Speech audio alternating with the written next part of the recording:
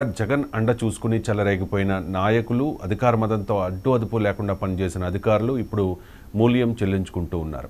కాదేది అవినీతికి అనర్హం అన్నట్టు దేవాదాయ శాఖను అడ్డుపెట్టుకుని వైసీపీ నాయకులు ఆ నాయకుల అండతో బరితెగించిన అధికారుల భాగవతాన్ని వస్తోన్న ఆరోపణల్ని చూసి భక్తులు ప్రజలు ముక్కున వేలేసుకుంటూ ఉన్నారు. తాజాగా దేవాదాయ శాఖ అసిస్టెంట్ కమిషనర్ శాంతిపై ఆమె భర్త మదన్ మోహన్ దేవాదాయ శాఖ కమిషనర్ సత్యనారాయణకు చేసిన ఫిర్యాదు వైసీపీలో తీవ్ర చర్చకు దారితీసింది.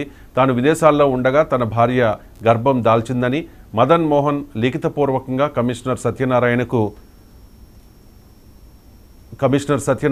ఫిర్యాదు చేశారు. తన భార్య గర్భానికి వైసీపీ ఎంపీ విజయసాయిరెడ్డి కారణమనే అనుమానాన్ని వ్యక్తం చేస్తూ శాంతి భర్త ఫిర్యాదు చేయడంతో ఈ ఇష్యూ హాట్ టాపిక్గా మారింది. జరగాల్సిన చర్చ అంతా జరిగిన తర్వాత ఈ ఇష్యూపై విజయసాయి కాస్త లేట్గా రియాక్ట్ అయ్యారు. ఈ ఇష్యూపై విజయసాయిరెడ్డి కొద్దిసేపటి క్రితం మీడియాతో మాట్లాడారు. ఒకసారి ఆయన ఏమన్నారు విందాం. హద్దులు మీరి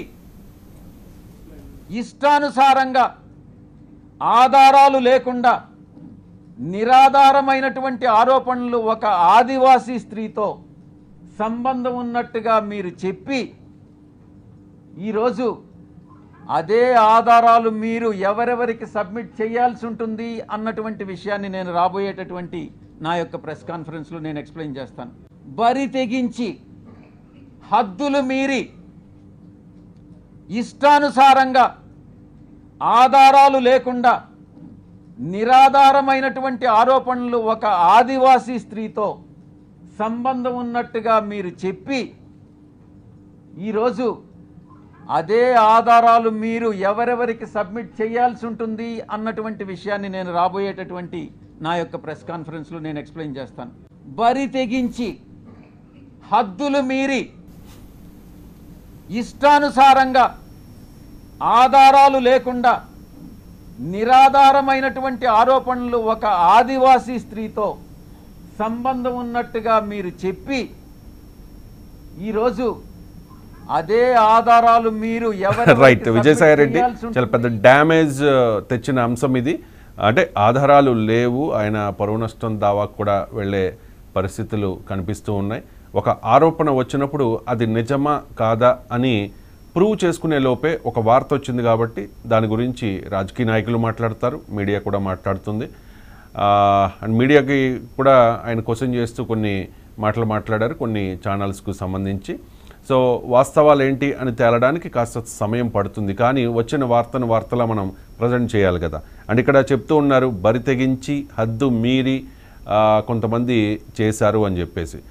ఒక ఆరోపణ వచ్చిన తర్వాత దాని మీద ఖచ్చితంగా సమాధానం చెప్పాల్సిన బాధ్యత విజయసాయిరెడ్డికి ఉంటుంది. ఈ వార్త మొన్న వచ్చింది, అంటే ఒక 48 గంటల ముందు మదన్ మోహన్ అనే వ్యక్తి ఈ నెల 11వ తారీఖు అనుకుంటా ఆ రోజున కంప్లైంట్ చేశారు దేవాదాయ శాఖ కమిషనర్కి. కానీ కాస్త లేటుగా రియాక్ట్ అవ్వడం వల్ల జరగాల్సిన డ్యామేజ్ జరిగిపోయింది. ఇది వాస్తవంగా వైసీపీకి డ్యామేజా కాదా? 11కే పరిమితమై విజయసాయిరెడ్డి నెల్లూరులో ఓడిపోయిన పరిస్థితుల్లో మరి దీన్ని ప్రజలు ఎంతవరకు సీరియస్గా తీసుకుంటారు? ఈ విషయానికి సంబంధించి మనతో మాట్లాడడానికి senior journalist and political analyst Krishnanjaneyulu గారు మనతో జాయిన్ అయ్యారు. కృష్ణాంజనేయులు గారు నమస్కారం. కృష్ణాంజనేయులు గారు వాయిస్ రావట్లేదు sir, as usual.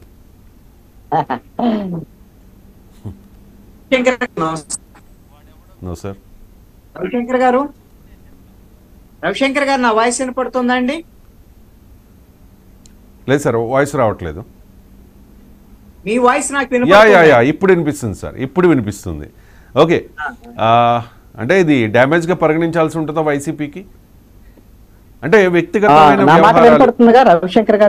Let me ask you one more thing sir. మన రాజకీయ నాయకులు అయితేనే ఉంది, లేకపోతే సెలబ్రిటీలు అవనివ్వండి, ఎవరైనా కానీ మీడియా సీనియర్లు అవనివ్వండి, వాట్ ఎవర్, ఎవరైనా ఒక వ్యక్తిగత జీవితంలోకి తొంగి చూస్తే చాలా బయటపడతాయి. బయటకు కనిపించేదంతా నిజం కాదు, కానీ వ్యక్తిగతంగా కొన్ని ఉంటాయి.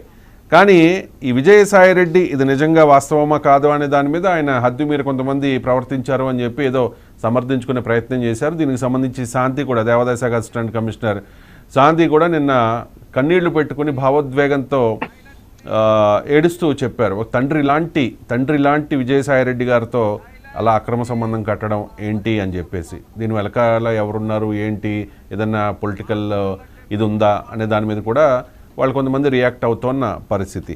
ఓవరాల్గా for example Gorantla Madhav issue చూసాం మనం, దాన్ని ప్రజలు చాలా సీరియస్గా in the sense I mean అది అంటే ఎక్కువగా ట్రోల్స్ జరిగాయి దాని మీద.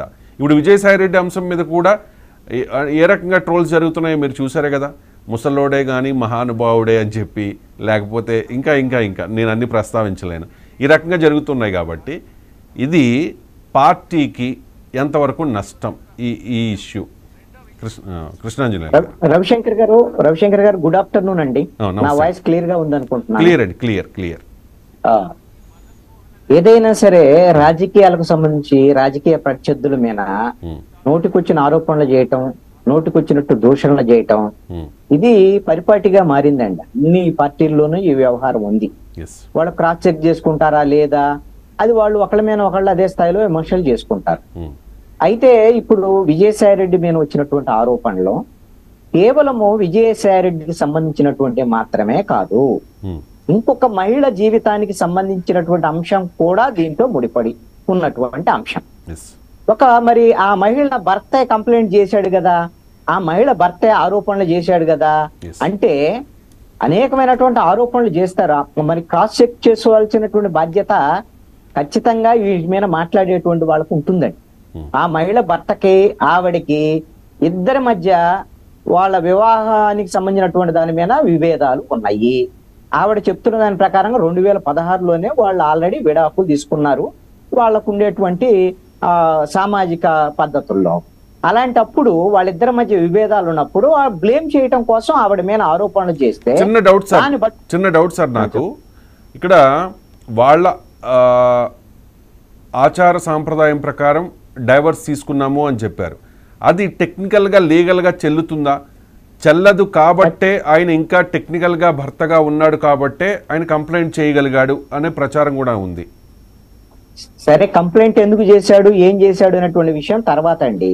ఆయన కంప్లైంట్ చేసిన మాట వాసు వాళ్ళిద్దరి మధ్య వివాహ సంబంధం అయితే మాత్రం కొనసాగటం లేదు. ఆవిడ ఇంకొకళ్ళతో అలాంటి వివాహ సంబంధాన్ని కొనసాగిస్తూ ఉన్నారు.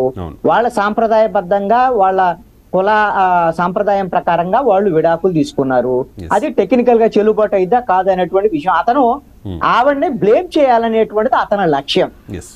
ఆవిడ అందుకని ఆయన లక్ష్యంగా ఆయన చేసినప్పుడు ఫస్ట్ చేయాల్సినటువంటి పని ఏమిటి అని అంటే, అసలు ఆవిడ పేరు కూడా ప్రస్తావన చెయ్యకుండా ఆవిడతో సంప్రదించాలండి. ఫస్ట్ ఆవిడతో సంప్రదించిన తర్వాత, ఆవిడతో మాట్లాడిన తర్వాత, నిజానిజానాలు చెక్ చేసుకున్న తర్వాత మాత్రమే మీడియా అయినా మాట్లాడాలి, బాధ్యతాయుతమైనటువంటి రాజకీయ నాయకుడైనా మాట్లాడాలండి. ఇష్టం వచ్చినట్టుగా ఆవిడ పేరు ప్రస్తావన చేసి, ఆవిడ భర్త ఎక్కడో అమెరికాలో ఉంటే విజయసాయి రెడ్డికి పిల్లలను కదందని అతను భర్త ఆరోపణ చేస్తే మనం ఎలా ఆరోపణ చేస్తామని